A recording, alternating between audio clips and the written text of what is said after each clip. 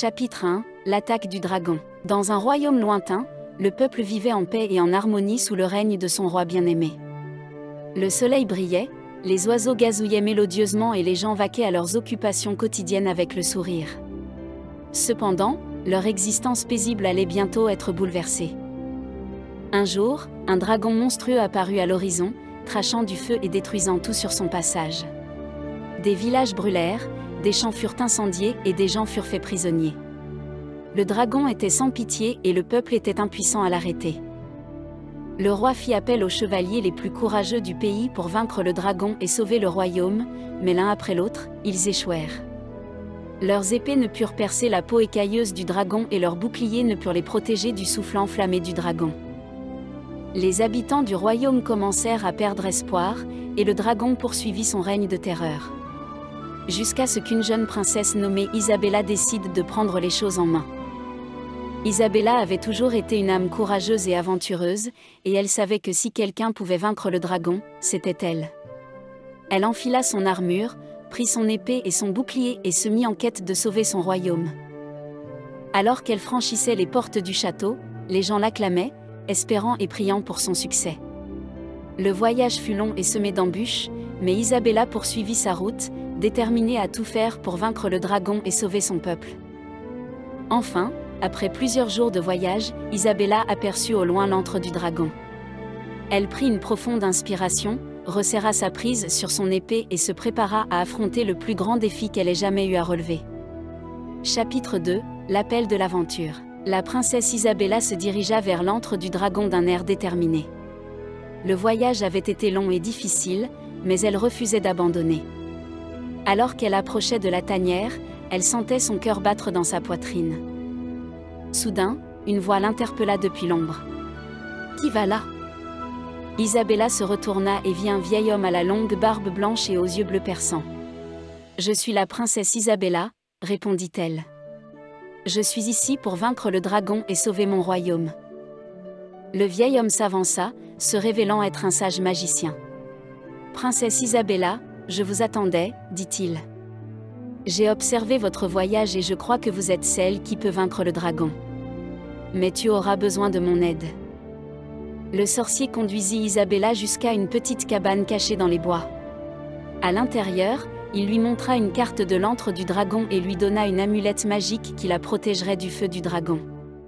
Il lui donna également un sac de poussière enchantée qui aveuglerait temporairement le dragon, ce qui lui donnerait un avantage au combat. « N'oubliez pas, » dit le magicien, « que le dragon n'est pas seulement un monstre à abattre. C'est une créature au pouvoir et à l'intelligence immense. Tu devras faire appel à toute ton intelligence et à toute ta force pour le vaincre. » Isabella remercia le magicien et se mit en route vers l'antre du dragon, avec un regain de confiance. Elle savait que le voyage serait dangereux, mais elle était prête à affronter tout ce qui l'attendait. Le sort de son royaume en dépendait.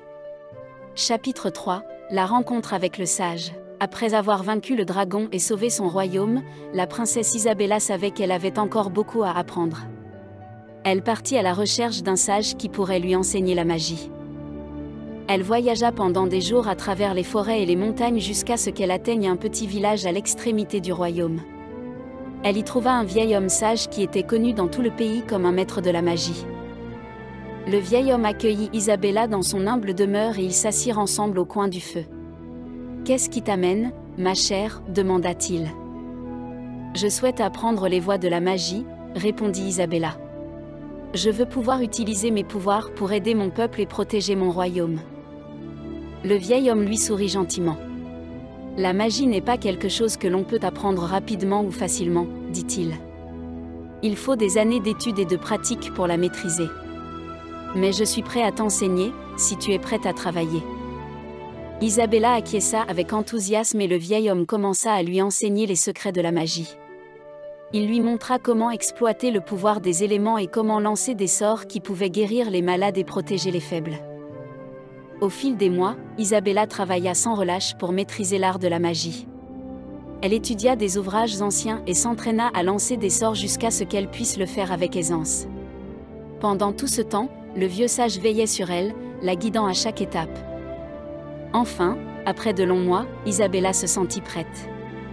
Elle remercia le vieil homme pour ses conseils et partit pour une nouvelle aventure, impatiente d'utiliser ses nouveaux pouvoirs pour aider ceux qui en avaient besoin. Alors qu'elle quittait le village, le vieil homme l'appela. « N'oubliez pas, princesse Isabella, dit-il. La magie n'est pas qu'une question de pouvoir. Il s'agit d'utiliser ce pouvoir avec sagesse et compassion. » Isabella sourit, se sentant à nouveau confiante et déterminée. Elle savait qu'avec sa magie et son courage, elle pouvait surmonter tous les défis qui l'attendaient. Chapitre 4 – Dans l'antre du dragon. La princesse Isabella savait que son royaume était toujours en danger. Même si elle avait vaincu le dragon, d'autres menaces se cachaient dans l'ombre. Elle se lança donc dans une nouvelle quête, pour trouver la source de ces dangers et y mettre fin une fois pour toutes. Elle s'enfonça au cœur des montagnes, suivant une piste qui menait au repère d'un puissant sorcier. On disait que le sorcier possédait des pouvoirs obscurs susceptibles de provoquer la fin du monde, et Isabella savait qu'elle devait l'arrêter. Alors qu'elle s'approchait du repère du sorcier, Isabella sentit la puissance de sa magie s'intensifier. Elle dégaina son épée et se prépara au combat, sachant que le sorcier n'abandonnerait pas ses pouvoirs obscurs sans se battre. L'entrée du repère était gardée par des créatures féroces, mais Isabella se fraya un chemin à l'aide de son épée et de son intelligence. Elle savait que le pouvoir du sorcier se renforçait à chaque instant et qu'elle devait l'atteindre avant qu'il ne soit trop tard. Enfin, elle atteignit le cœur de l'antre du sorcier, une chambre sombre remplie de la lumière sinistre de l'énergie magique. Le sorcier lui-même l'attendait, ses yeux brillant d'une énergie malveillante.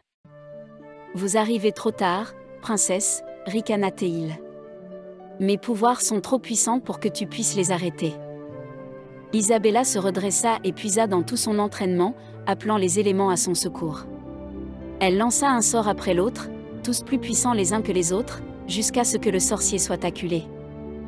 Dans un dernier élan d'énergie, Isabella vainquit les pouvoirs obscurs du sorcier et le fit fuir de son repère.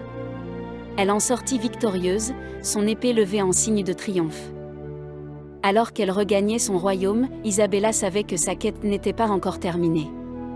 Mais elle savait aussi qu'avec son courage et sa magie, elle pourrait relever tous les défis qui l'attendaient.